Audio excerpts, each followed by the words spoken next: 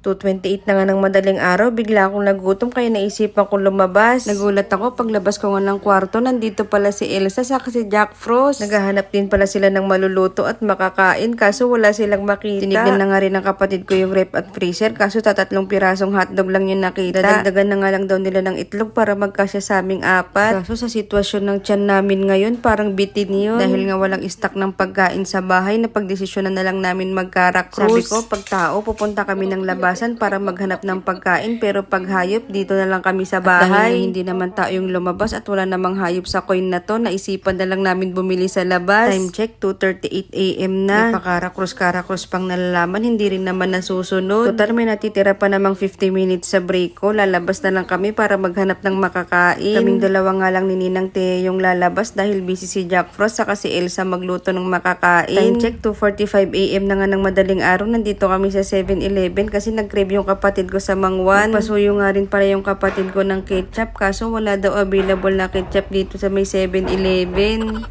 Sabi ko nga kay Ninang Thea, sumakay na siya at taing-tain na ako. Kumukulo tiyang ko.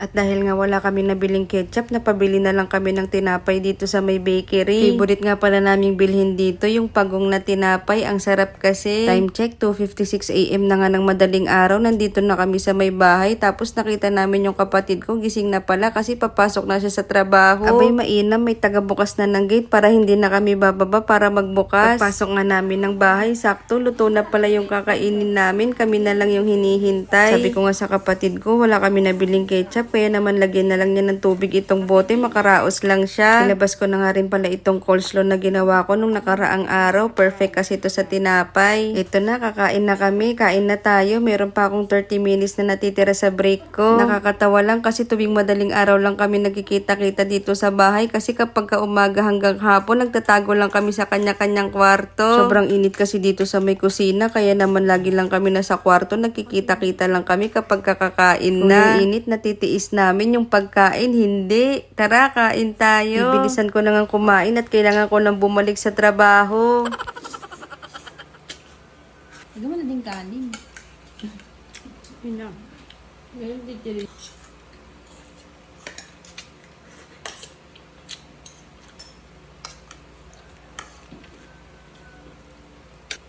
Wala yung di ano.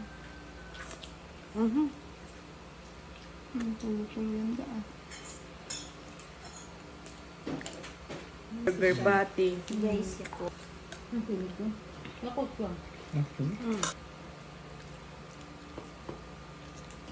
Tulo-tulo da.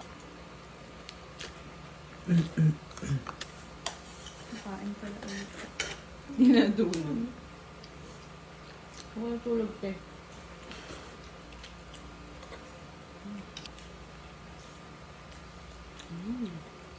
Sabi na natin to. Sushi na may tinapay.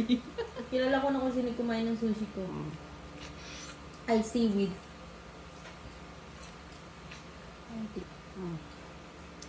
Last na.